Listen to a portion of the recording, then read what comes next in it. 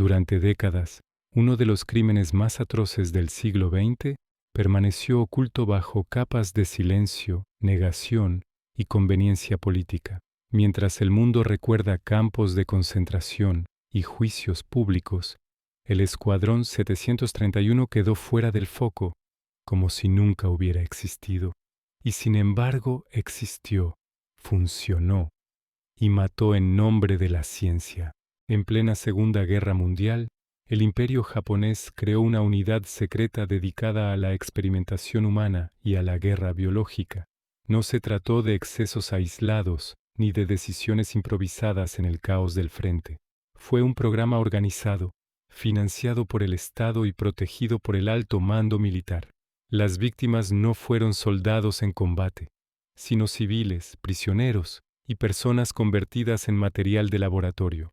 Lo más inquietante no es solo la brutalidad de los hechos, sino el modo en que fueron ocultados después. Archivos destruidos, testigos silenciados y culpables que jamás se sentaron en un banquillo.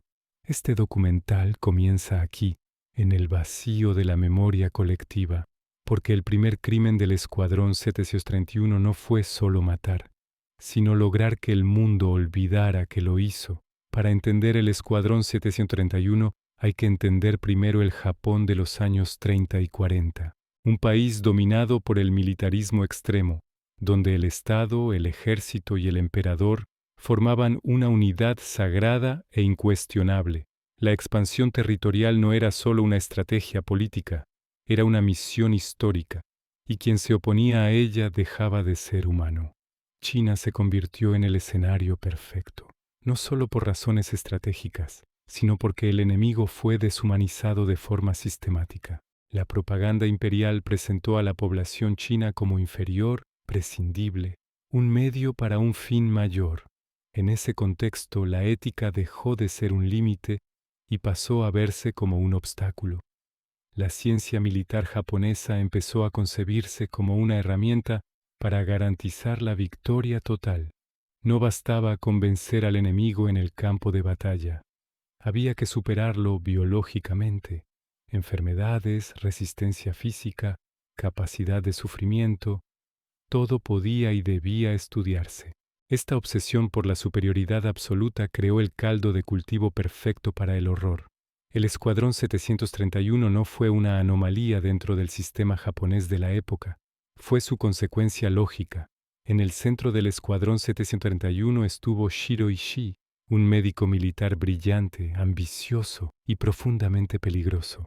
No era un sádico improvisado ni un científico marginal. Era un oficial respetado, con acceso directo a la cúpula del ejército japonés. Su mayor talento no fue solo la ciencia, sino convencer al poder de que todo estaba permitido. Ishii estaba obsesionado con la guerra biológica.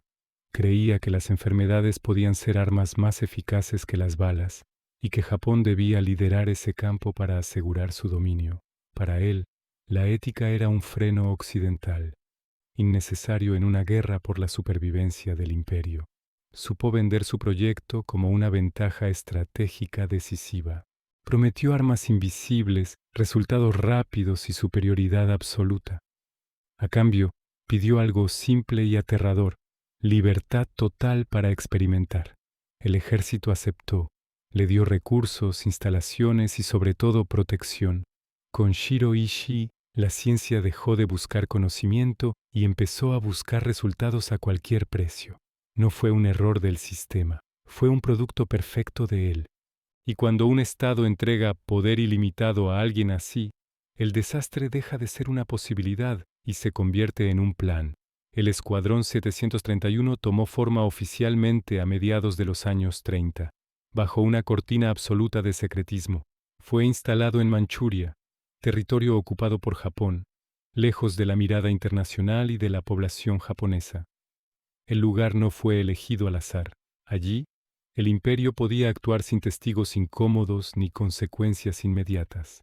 El complejo era enorme y sofisticado.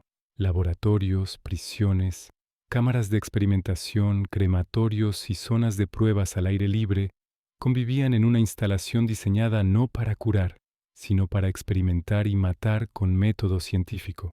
Todo funcionaba bajo una estricta jerarquía militar. Nada era improvisado. Oficialmente, el Escuadrón 731 se presentaba como una unidad dedicada a la investigación sanitaria y a la prevención de epidemias. En realidad, era una fábrica de armas biológicas y un centro de experimentación humana a gran escala. El lenguaje burocrático ocultaba el propósito real: convertir el cuerpo humano en un campo de pruebas, con financiación estatal, respaldo del alto mando y autoridad total sobre sus instalaciones. El Escuadrón 731 comenzó a operar sin límites. A partir de ese momento, la ciencia dejó de responder a la medicina y pasó a obedecer exclusivamente a la guerra. Y cuando eso ocurre, el horror ya no necesita excusas. Dentro del Escuadrón 731 las víctimas dejaron de tener nombre. Fueron llamadas marutas, troncos, un término técnico y frío que eliminaba cualquier rastro de humanidad. No era un detalle lingüístico, era un mecanismo psicológico esencial. Antes de experimentar con una persona, había que negar que lo fuera. Los prisioneros eran en su mayoría civiles chinos, pero también coreanos, rusos y prisioneros de guerra. Hombres, mujeres y niños capturados sin juicio, trasladados en secreto y encerrados en instalaciones donde el destino ya estaba decidido. No eran considerados enemigos, eran material. Esta deshumanización fue sistemática. Al convertir a las personas en objetos, los médicos y técnicos podían actuar sin conflicto moral. El lenguaje burocrático, los informes clínicos y la disciplina militar crearon una distancia artificial entre el acto y su consecuencia. Así, la crueldad se volvió rutina. El uso del término maruta resume la esencia del Escuadrón 731. No solo se mataba el cuerpo, se eliminaba la condición humana antes de hacerlo. Y cuando un sistema logra eso, el horror deja de necesitar odio, funciona por pura inercia. En el Escuadrón 731, la experimentación médica se llevó a cabo sin anestesia y sin consentimiento, no por descuido, sino por diseño. El objetivo era observar el cuerpo humano en condiciones puras, sin interferencias que alteraran los resultados. El dolor no era un efecto secundario, era parte del método. Las prácticas incluyeron vivisecciones en personas vivas, amputaciones para estudiar la pérdida de sangre, pruebas de resistencia a la deshidratación y a temperaturas extremas, y exposición deliberada a heridas infectadas. Cada procedimiento se realizaba con precisión clínica, registrado en informes detallados y repetido de forma sistemática. Los médicos no buscaban curar, sino medir límites. ¿Cuánto puede resistir un cuerpo?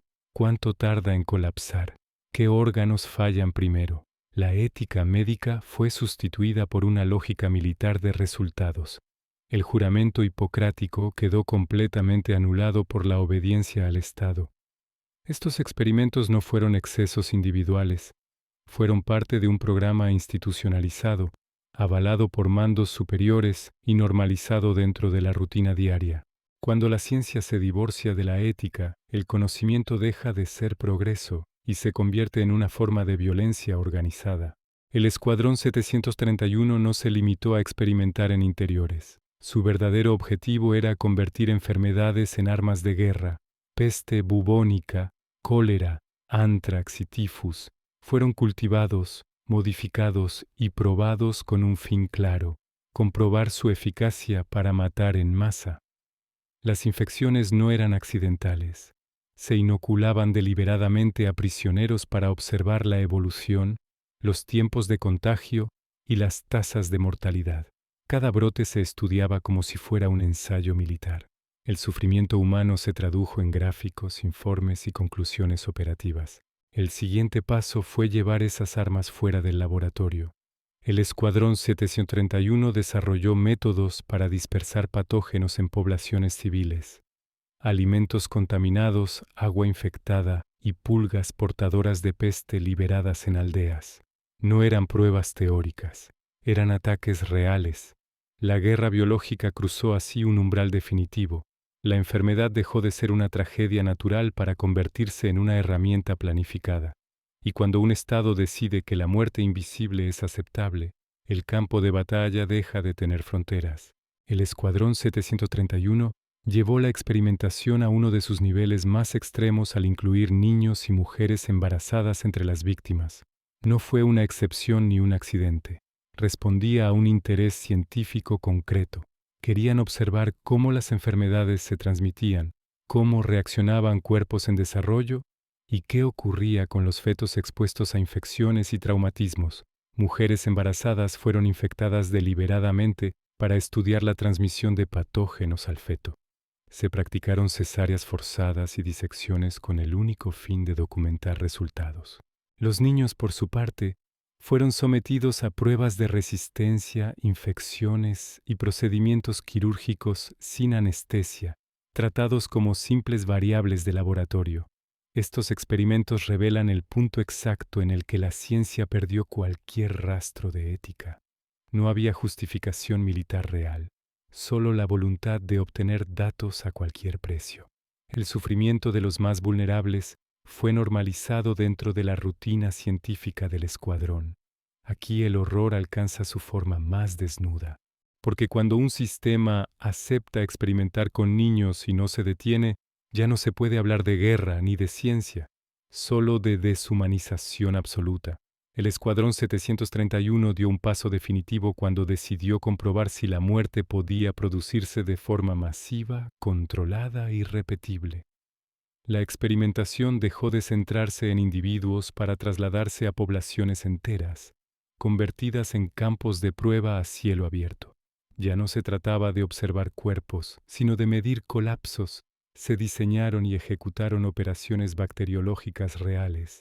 Pulgas infectadas con peste bubónica fueron criadas en laboratorio y liberadas desde aviones o mediante dispositivos terrestres en aldeas chinas. Pozos de agua fueron contaminados, alimentos manipulados y zonas rurales seleccionadas por su densidad y vulnerabilidad.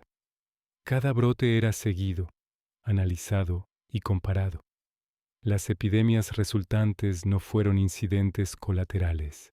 Fueron ensayos deliberados, pensados para estudiar velocidad de propagación, tasas de mortalidad, impacto en la población civil y dificultad de contención. Miles de personas enfermaron y murieron sin comprender el origen del contagio. No hubo advertencias, evacuaciones ni asistencia. El sufrimiento formaba parte del experimento. Lo más inquietante fue el resultado inesperado incluso para los propios responsables. Una vez liberada, la enfermedad no obedecía órdenes. Las infecciones se expandieron más allá de los objetivos previstos, afectando a zonas no controladas y demostrando que la guerra biológica es, por naturaleza, incontrolable. Con estos ensayos, el Escuadrón 731 cruzó la última frontera. La ciencia dejó de ser una herramienta de apoyo militar y se convirtió en un arma de exterminio indiscriminado. Cuando un Estado acepta probar eso sobre civiles, la guerra deja de tener reglas y la humanidad queda completamente fuera de la ecuación. En 1945, con la derrota de Japón cada vez más cercana, el Escuadrón 731 recibió una orden clara: desaparecer, no retirarse, no rendirse, sino borrar su propia existencia. Shiro Ishii y sus superiores sabían que lo que habían hecho no podía salir a la luz. La prioridad ya no era la ciencia, sino el encubrimiento. Se inició una destrucción sistemática de pruebas, documentos quemados, laboratorios volados, instalaciones desmontadas y enterradas. Los prisioneros que aún permanecían con vida fueron ejecutados para eliminar testigos. No hubo evacuaciones ni liberaciones. El silencio debía ser total. Muchos miembros del escuadrón regresaron a Japón mezclándose con la población civil, protegidos por el caos del final de la guerra. No hubo órdenes de entregar informes a tribunales ni de cooperar con investigaciones internacionales. Todo lo contrario, se impuso la consigna de negar, minimizar y olvidar. Cuando las tropas soviéticas avanzaron sobre Manchuria, el Escuadrón 731 ya era una sombra. Había logrado su objetivo final: ocultar el crimen antes de que pudiera ser juzgado. El horror no terminó con la guerra, Simplemente se enterró bajo capas de ceniza, burocracia y silencio. Tras el final de la guerra, el Escuadrón 731 no fue juzgado como otros criminales de guerra. Ocurrió algo mucho más inquietante: un pacto silencioso. Estados Unidos, ya inmerso en la lógica de la Guerra Fría, vio en los crímenes una oportunidad estratégica. Los datos obtenidos mediante experimentación humana eran únicos y valiosos. Shiro Ishii y los principales responsables ofrecieron toda la información recopilada: resultados de pruebas, métodos de guerra biológica, efectos de patógenos en el cuerpo humano, a cambio de inmunidad total. El acuerdo se cerró en la sombra. No hubo juicios públicos, ni condenas, ni responsabilidades penales. Mientras médicos nazis eran procesados en Nuremberg, los responsables del Escuadrón 731 regresaron a la vida civil. Algunos ocuparon puestos relevantes en la medicina, la academia y la industria farmacéutica japonesa. El mensaje fue claro: ciertos crímenes podían ser perdonados si resultaban útiles. Este pacto selló el destino de la memoria histórica del Escuadrón 731. La justicia fue sacrificada en nombre de la estrategia, y cuando una potencia decide que el conocimiento obtenido mediante tortura vale más que las víctimas, el crimen no solo queda impune, queda legitimado por el silencio.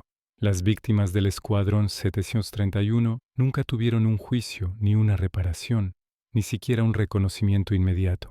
Las cifras exactas siguen siendo objeto de debate, pero las estimaciones hablan de decenas de miles de muertos directos por experimentación y cientos de miles más afectados por los ensayos de guerra biológica en poblaciones civiles. Muchos fallecieron sin que su sufrimiento quedara registrado en ningún documento oficial. Durante décadas el silencio fue casi absoluto. En Japón el tema quedó fuera de los libros de texto y del debate público. En China las heridas eran demasiado profundas y el contexto político dificultó que las historias individuales salieran a la luz. Los supervivientes, pocos, envejecieron sin justicia, cargando con secuelas físicas y psicológicas imposibles de borrar. No hubo indemnizaciones generalizadas ni disculpas claras durante años. La ausencia de juicios internacionales convirtió a las víctimas en daños colaterales de la historia, invisibles frente a los intereses de las grandes potencias. Su sufrimiento quedó relegado a archivos incompletos y testimonios dispersos. Recordar a las víctimas del Escuadrón 731 no es solo una cuestión de memoria histórica, es reconocer que el olvido también es una forma de violencia, y que cuando los crímenes no se nombran, las víctimas mueren por segunda vez. El Escuadrón 731 ocupa un lugar incómodo en la historia del siglo XX, no porque falten pruebas, sino porque sobran intereses para no hablar de ello. A diferencia de otros crímenes de guerra, este no encajó bien en el relato que se quiso construir tras la Segunda Guerra Mundial.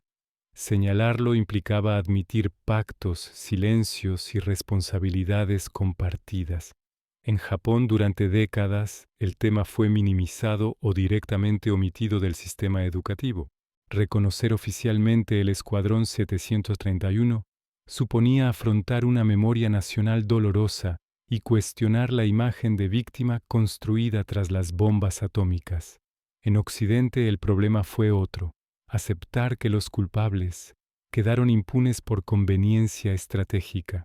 La historia del Escuadrón 731 rompe un relato cómodo, el de los vencedores justos y los criminales castigados. Aquí no hubo juicios ejemplares ni condenas claras. Hubo intercambio de datos por silencio, y eso convierte el tema en una grieta moral difícil de asumir. Por eso casi no se enseña, no por falta de importancia, sino porque obliga a mirar de frente una verdad incómoda: que la justicia internacional no siempre persigue el crimen, sino que a veces lo administra según conviene, y mientras eso no se asuma, el Escuadrón 731 seguirá siendo uno de los horrores mejor documentados y peor conocidos de la historia. El Escuadrón 731 representa uno de los puntos más oscuros donde ha llegado la humanidad. El momento en que la ciencia, despojada de ética, se puso al servicio directo de la destrucción. No fue el resultado de locos aislados ni de decisiones improvisadas en tiempos de guerra. Fue un proyecto organizado, financiado y protegido por un Estado moderno. Aquí no falló solo la moral individual, falló el sistema completo. Médicos formados, científicos cualificados y mandos militares trabajaron juntos con un objetivo común, convencidos de que el fin justificaba cualquier medio. La experimentación humana dejó de ser una aberración para convertirse en rutina administrativa. Lo más inquietante no es solo lo que ocurrió, sino lo que vino después, la impunidad. Los responsables no fueron castigados, sino recompensados con silencio y protección. El mensaje implícito fue devastador. El conocimiento obtenido mediante el crimen puede ser aceptable si resulta útil. Recordar el Escuadrón 731 no es un ejercicio morboso ni un ajuste de cuentas con el pasado. Es una advertencia. Cuando la ciencia se separa de la ética y el poder decide mirar hacia otro lado, el progreso puede transformarse en monstruo, y esa lección, más de medio siglo después, sigue siendo peligrosamente actual.